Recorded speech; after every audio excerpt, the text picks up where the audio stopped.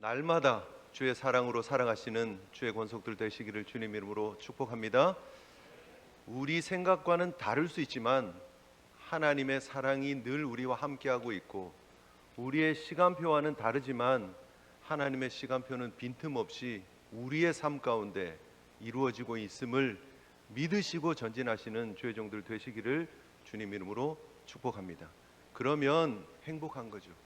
하나님의 사랑이 늘 우리와 함께하고 있고 하나님의 시간표가 빈틈없이 내 삶 가운데 이루어지고 있다라는 확신이 있으면 어떤 이해되지 않는 상황 속에서도 흔들림 없이 견고하게 하나님 앞에 서게 되는 줄 믿습니다.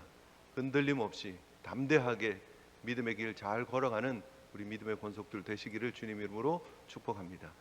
우리가 미국에 와서 살고 있습니다. 오래된 분들도 계시고 하지만 잘 익숙해지지 않는 문화가 하나 있죠. 예약 문화입니다. 예약 문화. 물론 이제 우리가 어느 정도는 미국 생활도 했고 뭐 의사 만나러 간다. 요즘은 예약해야 된다는 거 잘 알죠, 그죠? 뭐 머리하러 간다까지도 이제는 예약하고 가기도 하죠, 그죠? 예. 그런데 그래도 여전히 뭐 식당에 이렇게 뭐 음식 먹으러 가는데 예약하고 가고 하는 게 우리는 익숙하지 않습니다. 늘 순댓국 먹으러 가듯이 그냥 편하게 가서 자리 있으면 앉아서 먹고 오고 하는 그런 마음이 있는데, 사실 미국 식당들 조금만 괜찮은 식당들도 다 예약을 하고 이렇게 가는 문화가 있죠. 저도 이제 여행 가서 가족들하고 이렇게 모처럼 근사해 보이는 식당이 있어서 한번 들어가서 먹으려고 들어갔었는데, 사실 조금 이른 시간이었고요. 테이블이 다 비어 있었어요. 그래서 들어갔어요. 우리 4명 식사 좀 하려고 합니다. 그랬더니 뭐라 그랬는지 아세요? 예약 있냐고 묻는 거예요. 예약 안 하고 그냥 왔는데, 그랬더니 안 된대요. 아니 여기 지금 자리가 다 빈 것 같은데, 다 예약 있으니까 안 된다라고 얘기를 하더라고요. 그래서 저희 생각에는 조금 빨리, 우리는 밥 빨리 먹으니까 1시간 정도 안에 빨리 먹고 나가면 될 것 같은데 안 된대요. 외국 사람들 식사 문화가 굉장히 이렇게 길죠, 그죠? 특별히 저녁 같으면 막 3시간씩 4시간씩 앉아가지고 저녁을 먹으니까 그 예약 손님들 앞에 손님 받는 걸 안 하려고 그렇게 하더라고요. 그래서 뭐 알았다 그러고 나왔는데, 속에는 뭐야 이거 우리가 동양인이어서 이러나 뭐 그런 생각이 들기도 하잖아요, 그죠? 그런 경험들이 한두 번씩 있으리라고 생각되는데, 예약이 사실은 요즘 시대에는 필수적인 것이고, 그래서 뭐 옐프를 혹은 오픈 테이블을 가지고 요즘은 이제 다 예약하고 가는 문화입니다. 조금씩 우리가 적응해 나가야 될 부분이 아닌가 생각이 되는데, 오늘 본문을 보면 예수님의 제자들과 함께 유월절 만찬을 할 자리를 찾고 계시는 장면을 우리가 보게 됩니다. 단체 식사 자리를 예약하려고 하는 것이다, 이렇게 볼 수 있겠죠. 그런데 그냥 그랬나 보다라고 생각할 수 있지만, 실제로 예수님이 지금 단체석을 찾고 있는 시점이 언제냐면, 오늘 성경에 유월절 양을 잡을 무교절이 이르렀다라고 얘기를 합니다. 이스라엘 백성들이 지키는 절기 가운데 가장 큰 절기, 유월절과 무교절로 이어지는 그 절기를 지금 지키는 상황이에요. 역사가 요세푸스에 의하면 유월절에 예루살렘에 순례객들이 어느 정도 모였는지를 살펴볼 수 있는 흔적이 있는데요. AD 66년에 예루살렘 멸망하기 한 4년 정도 전이죠.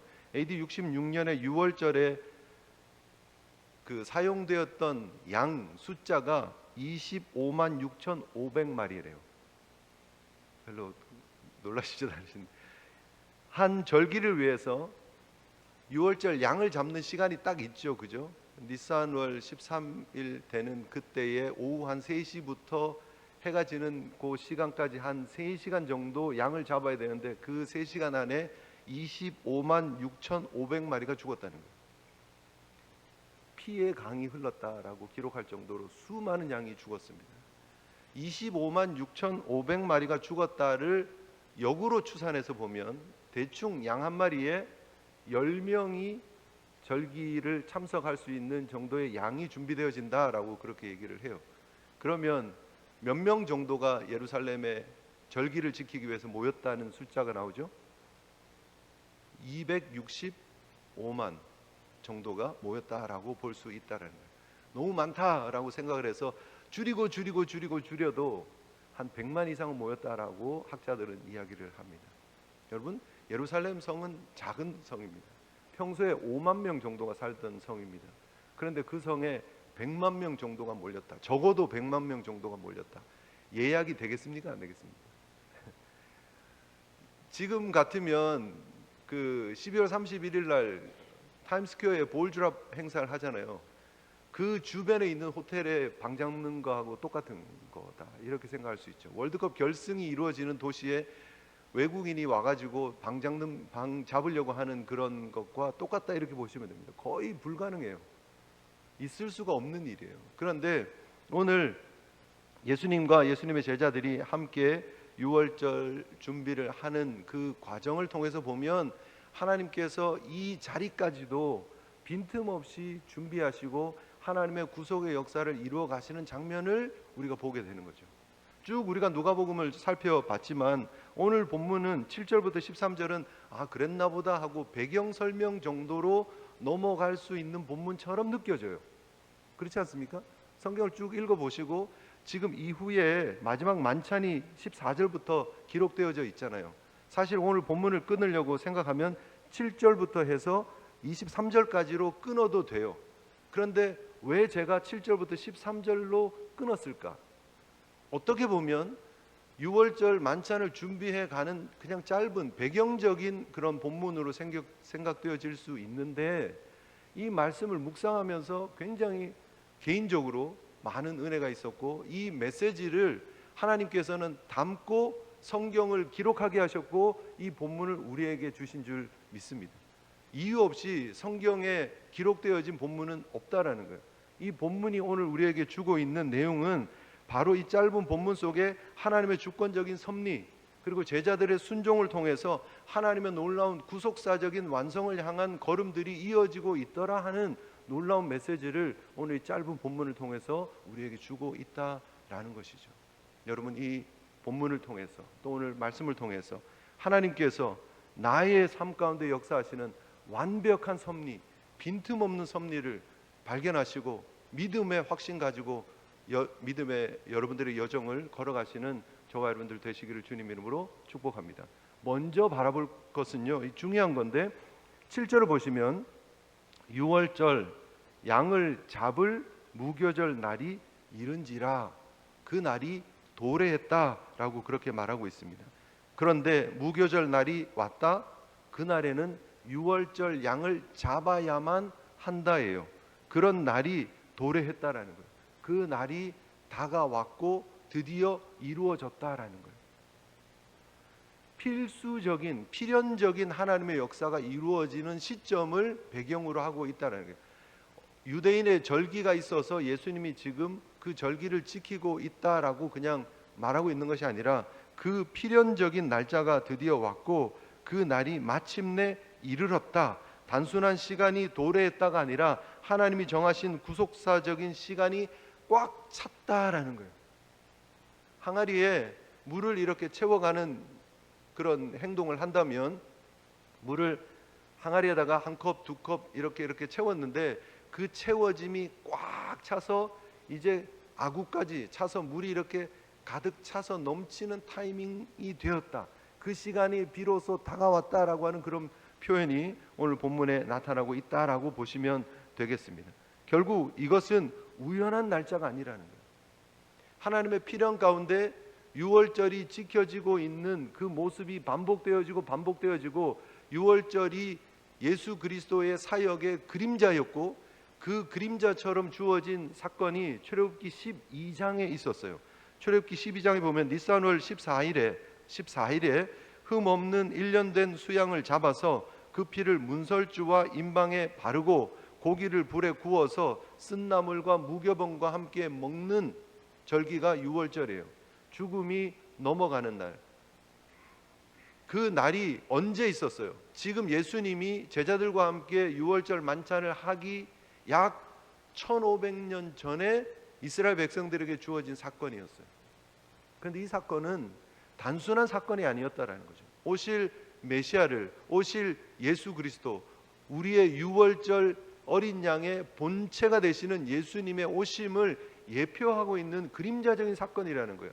그 피를 임방과 문설주에 바르면 그 피를 보고 양이 대신 죽었음을 보고 죽음이 그 집을 넘어가서 그 집의 장자가 살게 되어지는, 즉 그 집의 생명이 유지가 되어지는 하나님의 놀라운 역사의 그림자가 1500년 전에 주어졌었는데, 예수님이 지금 오셔서 유월절 만찬을 하시는 그 시점까지 계속해서 반복적으로 이 역사가 지속되어졌고 그 시간들이 채워지고 있었다라는 거예요. 그리고 마침내 하나님이 예비하신 구속의 때가 왔고 성육신하신 예수 그리스도께서 그 유월절에 맞춰서 예루살렘 성 안으로 들어가시고 그곳에서 제자들과 함께 만찬을 하시고, 그리고 그 다음 날 예수 그리스도께서 실제로 양들이 잡히는 오후 3시경에 자기 자신을 드리는, 제9시에 자신을 드리는 그 사건을 통해서 이 유월절의 실체이신 예수님을 드러내 주셨다는 거예요.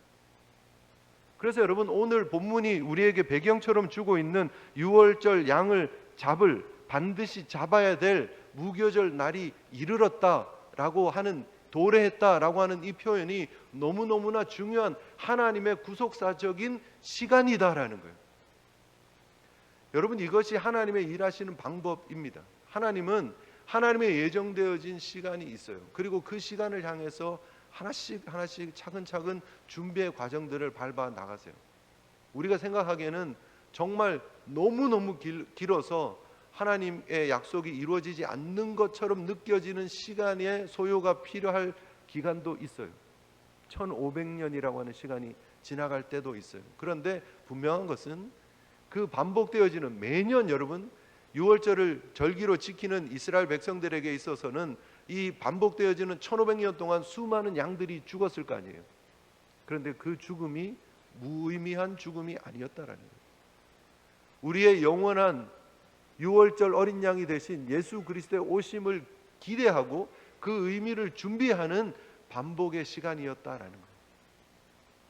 우리의 눈으로 보면 당시에 살았던 1500년 전, 1400년 전, 1300년 전, 1000년 전, 600년 전, 500년 전 삶을 살면서 유월절을 지켰던 그들에게 눈에는 보이지 않는 의미일지 모르지만, 그러나 하나님의 구속사적인 역사 안에서 그 매 순간순간 매년 니산월 14일을 통해서 반복되어지는 그 절기들이 결국은 하나님의 의미 가운데 쌓여지고 준비되어지는 소중한 시간이었다는 사실을 우리는 반드시 기억해야 된다는 거예요. 그리고 때가 되면 예수 그리스도께서 오셨던 것처럼, 예수 그리스도를 통한 그 구속의 완성이 이루어졌던 것처럼 우리의 삶에도 하나님의 예비하신 놀라운 하나님의 역사들이 반드시 하나님의 시간 안에 이루어지심을 믿으시는 저와 여러분들 되시기를 주님 이름으로 축복합니다.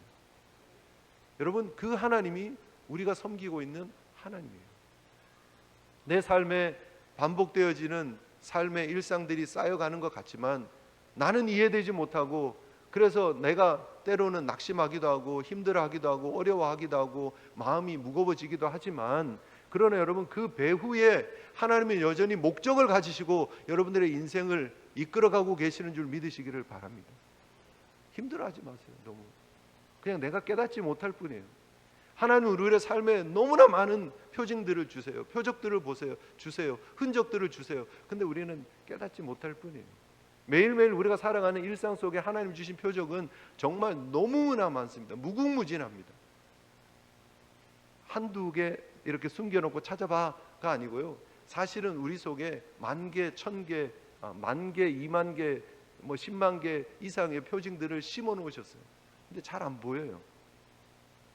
눈을 뜨고 찾아보면 한두 개 혹은 3개 정도 이렇게 발견할 뿐이에요.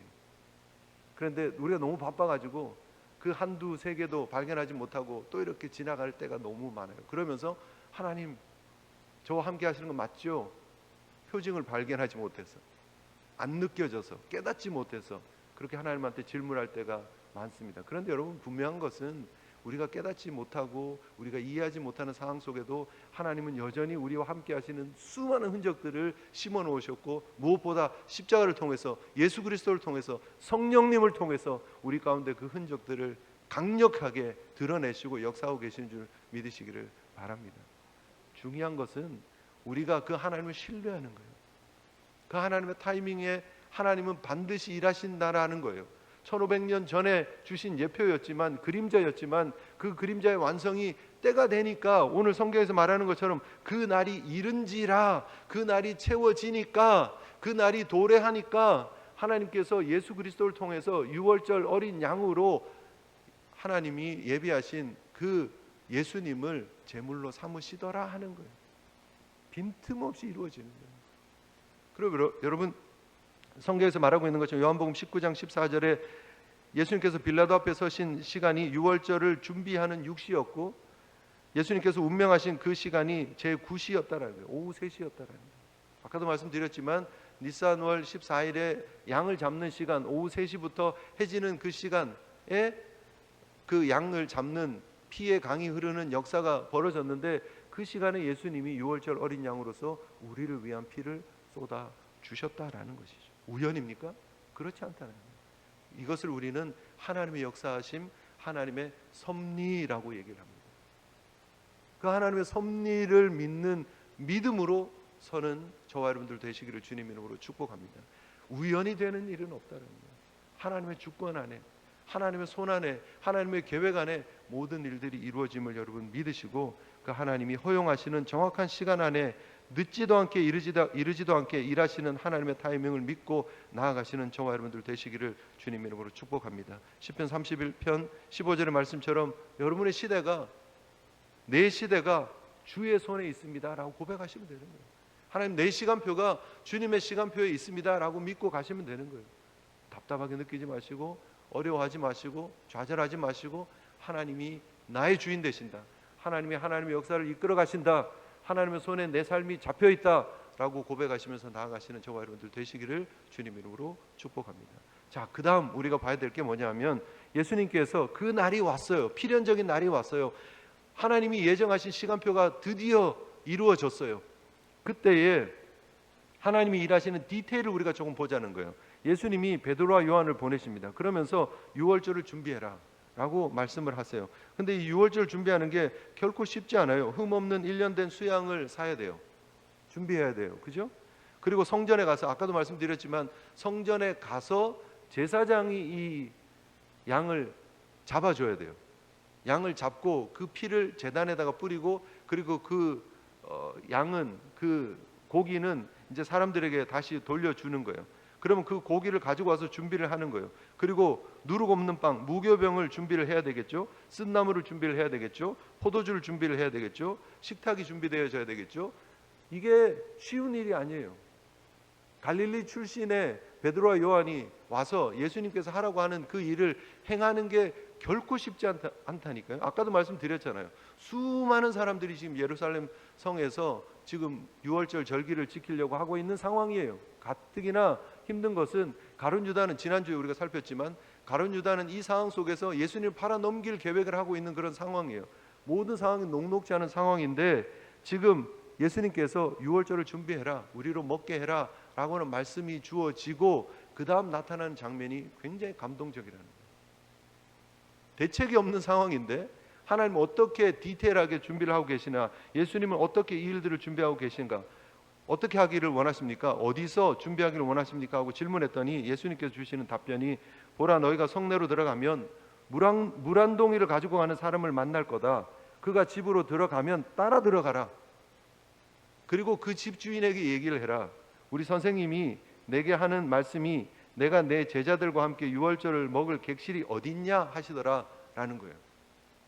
물어보는 게 아니라 그냥 달라고 하는 얘기예요. 그죠? 근데 여러분, 이게 정말 아까도 이제 표적이라고 하는 그런 사인들이라고 하는 것이 우리의 삶에 이렇게 많다라고 말씀드렸는데, 하나님이 일하시는 표적을 굉장히 재밌게 지금 오늘 성경은 표현하고 있습니다. 성내로 들어가면 물 한 동이 가지고 가는 사람을 만날 거다. 이게 접선 사인이에요. 이게 간첩이 이렇게 접선하듯이, 이게 물 한 동이 들고 가는 사람을 만나면 그 사람 따라가면 되는 거예요. 근데 굉장히 디테일하지 않습니까? 더 웃기는 거는, 물동이를 들고 이동하는 사람들은 성내에 여자들이, 고대 근동에는 다 물동이 다 들고 다니는 사람들이 여자들이었어요. 그런데 오늘 성경에 표현되어지는 사람이라고 하는 그 표현은 남자라는 거예요. 물동이 들고 가는 남자를 만나게 될 것이다 라고 얘기해요. 눈에 확 띄겠죠? 그게 표징일 거니까 그거 보고 따라가면 돼 라고 얘기를 하는 거예요. 굉장히 디테일하잖아요. 그냥 보면 그냥 우리 눈으로 보면 발견하기 어려운 일이지만 하나님은 그런 표지들을 곳곳에 심어놓고 예수님은 그 표지를 보고 따라가기만 하면 된다라고 말씀하고 계시는 거예요. 그래서 물동이 든 남자를 따라가라라고 얘기를 합니다. 그래서 특별한 표지를 보고 따라갈 수 있도록 은혜를 주시고, 그리고 그 사람을 따라가서 그 사람이 들어가는 집 안으로 들어가서 집 주인을 만나라라고 얘기를 하시는 거예요. 그리고 준비되어진 유월절을 우리가 보내야 되는데 어디에서 하면 되느냐라고 객실을 달라고 얘기를 하면 된다라고 얘기를 하고 있는 것입니다. 여러분, 이것이 하나님의 일하시는 방법이에요. 이상하죠? 우리가 생각지도 못한 일들을 하나님은 하고 계신다는 거예요. 언제요?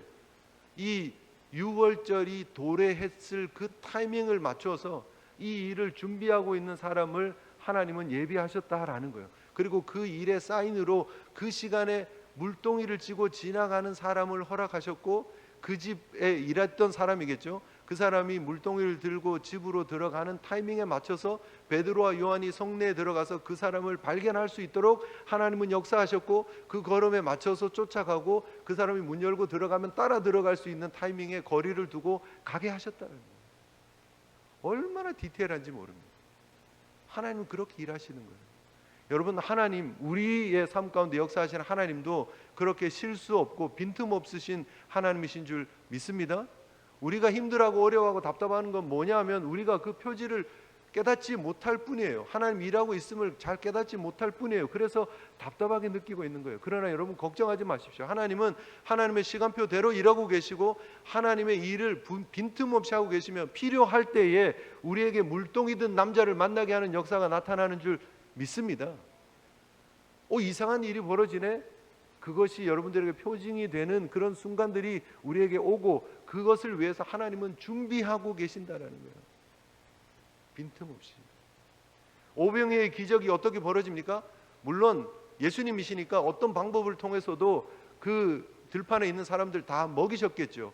장정만 5,000명 되는 그 많은 숫자를 먹이셨겠죠. 그런데 하나님은 그 일을 위해서 어린아이가 예수님을 따라가고자 할 때 그 어린아이의 어머니를 통해서 물고기 5병 2여니까 보리떡 5개, 물고기 2마리를 준비해서 도시락을 싸게 하는 일들을 하셨다라는 거예요. 그리고 그 도시락을 안 먹고 그 아이가 계속해서 들고 있을 수 있도록 하셨다라는 거예요. 그리고 안드레의 손에 넘기셨다라는 거예요. 그 디테일을 여러분 믿으시면 되는 거예요. 제자들이 물결에 휩쓸려서 힘들어하고 있는 그 배, 그 상황을 예수님께서는 다 아시고 그 시간에 맞춰서 예수님은 이미 기도의 자리에서 내려오셔서 갈릴리 호수를 걸어오셨고, 그들이 힘들어할 때 딱 만날 수 있도록 그 시간표를 준비하시고 그 상황을 준비하셨다라는 거예요. 그 디테일을 만들어 가시는 예수님을 믿으시는 저와 여러분들 되시기를 주님 이름으로 축복합니다.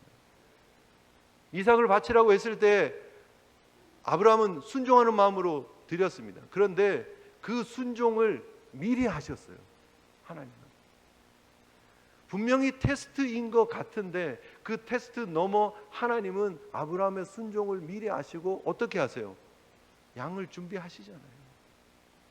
덤불에 걸려있는 재물을 이미 준비하신 하나님을 믿으시는 저와 여러분들 되시기를 주님 이름으로 축복합니다. 칼을 뽑아드는 순간 멈추라 하시고 내가 예비했다, 여호와 이레 하나님을 드러내시는 하나님을 믿으시는 저와 여러분들 되시기를 바랍니다. 하나님 빈틈 없으세요. 하나님의 역사는 절대 실수가 없으세요. 우리의 삶에도 하나님은 그리 역사하고 계시는을 믿으시면 되는 거예요. 금주에 우리가 살폈던 말씀처럼 주님께서 우리의 목자가 되십니다. 우리가 주님의 양이면 그 목자의 음성 듣고 따라가면 되는 거예요. 순종하면 되는 거예요. 자, 베드로와 요한의 입장에서 한번 가서 보시죠. 지금 제가 오늘 설교 시작에서부터 이 상황이 녹록지 않은 상황이라고 말씀드렸습니다. 수많은 사람들이 지금 예루살렘에 몰려 들어와 있는 상황이라고 말씀드렸습니다. 유월절 만찬을 함께 준비한다는 거 거의 불가능한 일입니다. 그런데 예수님께서 베드로와 요한을 두 사람에게 이렇게 딱 부르셔서 가서 우리를 위해서 유월절을 준비하게 하고 우리로 먹게 해라, 모든 만찬 준비를 다 끝내라라고 얘기를 하세요. 그러면 베드로와 요한이 예수님, 지금 여기 베들레헴이 아니고요, 여기가 갈릴리가 아니고요, 여기가 지금 예루살렘이에요. 지금 여기에 사람들이 얼마나 많은지 안 보이십니까? 우리가 지금 갈릴리에서 와서 어떻게 할 수 있습니까? 라고 할 법도 해요. 그런데 아무 말이 없어요. 어디 가서 어떻게 하기를 원합니까? 라고 하는 질문밖에 없어요. 그리고 성내에 들어가면 물동이 들고 가는 사람 만날 거다, 따라가서 그 사람에게 달라고 얘기를 해라 라고 하는 것밖에 없어요. 그러면 우리 머리 같으면 어떻습니까? 우리 계산 같으면 어떻습니까? 예수님, 남자가 무슨 물동이를 들고 간다고 그러세요? 라고 할 법도 하고, 그죠? 그리고 어떻게 물동이 들고 들어가는 그 사람한테 가서 어떻게 우리가 함께 만찬할 장소를 달라고 얘기를 할 수 있습니까? 라고 할 법도 해요. 일면식도 없는 사람에게 어떻게 가서 그렇게 할 수 있습니까? 라고 할 법도 해요. 그런데 그러지 않더라 하는 거예요. 베드로와 요한은 그렇게 이상한 지시를 받았지만 그 말씀 그대로 순종해요. 그리고 가서 주님께서 주신 말씀 그대로 전해요. 그랬더니 그 다락방이 준비되어지더라 하는 거예요. 여러분, 중요한 것은 내 머리, 내 생각, 내 계획이 아니라 하나님의 섭리, 하나님의 계획이 중요한 줄 믿습니다. 여러분, 삶을 온전히 주님께 맡기시고 주님의 말씀에 순종하며 나아갈 수 있는 베드로와 요한처럼 그 말씀에 순종하며 한 걸음 한 걸음 나아가실 수 있는 저와 여러분들 되었으면 좋겠습니다. 그때에 물동이 든 남자를 예비케 하시고 그때에 넓은 다락방을 예비하셔서 하나님의 역사를 이루어 가신다라는 것이죠. 결국 그 하나님이 일하시는 그 역사는 정말 빈틈없으세요. 하나님이 우리보다 먼저 일하고 계심을 드러내는 다락방이 나타나고 있고요, 그 디테일한 계획들이 이루어지는 다락방이 나타나고 있고요, 그리고 무엇보다 더 풍성한 하나님의 예비하심이 있었다라는 것을 발견하게 됩니다. 이 다락방이 어떤 다락방입니까? 예수님과 제자들이 6월절 만찬을 했던 다락방으로 끝나는 것이 아니라 바로 이곳이, 이 마가의 다락방이 초대교회가 태동되어지는 다락방이 되더라 하는 거예요. 실제로 한 13명만 들어가면 되는 작은 공간이 필요했을지 모릅니다. 아이고, 작은 방이라도 안에 있었으면 좋겠다 했을지 모릅니다. 그런데 실제로 그 다락방은요 굉장히 커요. 120명이 들어가서 함께 기도할 수 있는 그런 공간이었다라는 거예요. 우리 실제로 이렇게 마가의 다락방이라고 하는 곳에 이렇게 들어가서 보면 굉장히 큽니다. 저희 교회 본당 한 4분의 1 정도 사이즈 정도는 되는 것 같아요. 굉장히 커요. 기둥도 이렇게, 그 공간 안에 기둥들도 이렇게 많이 있는 그런 넓은 공간이 예비되어졌어요. 하나님은 그렇게 일하신다는 거예요. 우리는 작은 방 하나 있었으면 좋겠다라고 생각할 때 하나님의 계획을 위해서 교회가 태동되어지는 다락방이 준비되어지더라 하는 것이에요. 여러분, 우리가 표지를 보지 못해서, 우리가 사인을 보지 못해서 답답해하고 있는 그 상황에 이미 하나님은 일하고 계시는 줄 믿으시기를 바랍니다. 우리의 삶의 걸음 가운데 일하고 계시는 하나님 기억하시면서 하나님의 완벽한 타이밍, 하나님의 디테일한 역사하심 믿고 순종의 걸음을 걸어갈 수 있는 저와 여러분들 되시기를, 그럴 때에 하나님이 예비하신 놀라운 은혜의 다락방을 경험하게 될 줄 믿습니다. 여러분, 많은 기도의 제목들이 있을 줄 압니다. 너무 답답해서 힘들어서 하나님 앞에 이 기도 제목들을 올려드리면서 하나님 도대체 어디 계시냐고, 뭐 하시냐고, 하나님 저의 답답한 상황을 모르시냐고 기도하며 나아갈 때가 있을 줄 압니다. 그런데 여러분, 내 시간표 내려놓고 주의 손에 여러분의 삶을 맡겨드리고 여전히 신실하게 일하셨던 그 하나님께서 지금도 일하고 계심을 믿고 나아가시고, 우리가 하나님 앞에 보일 수 있는 유일한 반응은 하나님을 향한 믿음, 그리고 하나님을 향한 순종인 줄 믿습니다. 흔들림 없이 그 순종의 걸음 걸어가시고 하나님의 영광 위에 함께 동력해 나가시는 여러분의 삶을 통해서 이루실 하나님의 뜻이 분명히 있음을 믿으시고 1500년, 1400년, 1300년, 1200년, 1000년, 500년, 400년, 300년 드디어 때가 도래했던 것처럼 여러분의 삶에도 그 반복되어지는 일상이 쌓이고 쌓여서 하나님이 계획하신 일들을 여러분의 삶 가운데 이루시는 하나님이심을 믿고 나아가시는 저와 여러분들 되시기를 주님 이름으로 축복합니다. 그 걸음을 이렇게 걸었으면 좋겠습니다. 오늘 우리가 주의 손에 나의 손을 포개고 라고 하는 찬양을 함께 부르면서 결단하며 나가기를 원하는데요, 이 가사의 고백이 저와 여러분들의 고백 되었으면 좋겠습니다. 주의 손에 나의 손을 포개고 또 주의 발에 나의 발을 포개어 나 주와 함께 죽고 나 주와 함께 살리라. 우리 하나님 앞에 믿음의 결단으로 이 찬양 드리며 우리 기도의 자리로 나갔으면 좋겠습니다.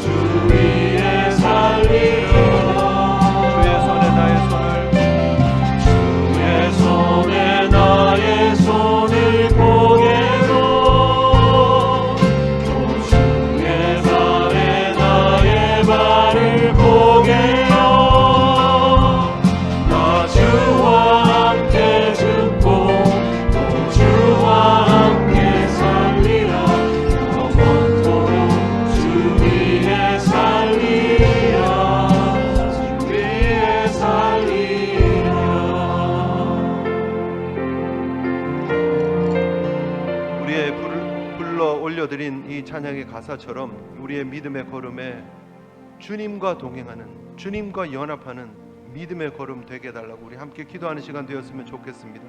주님이 예비하신 다락방이 있었지만 제자들은 몰랐습니다. 베드로와 요한은 몰랐습니다. 어디로 가야 할지, 누구를 만나야 할지, 무엇을 발견하게 될지. 그러나 주님은 이미 다 하셨습니다. 주님은 다 준비하셨습니다. 우리의 삶에도 마찬가지입니다.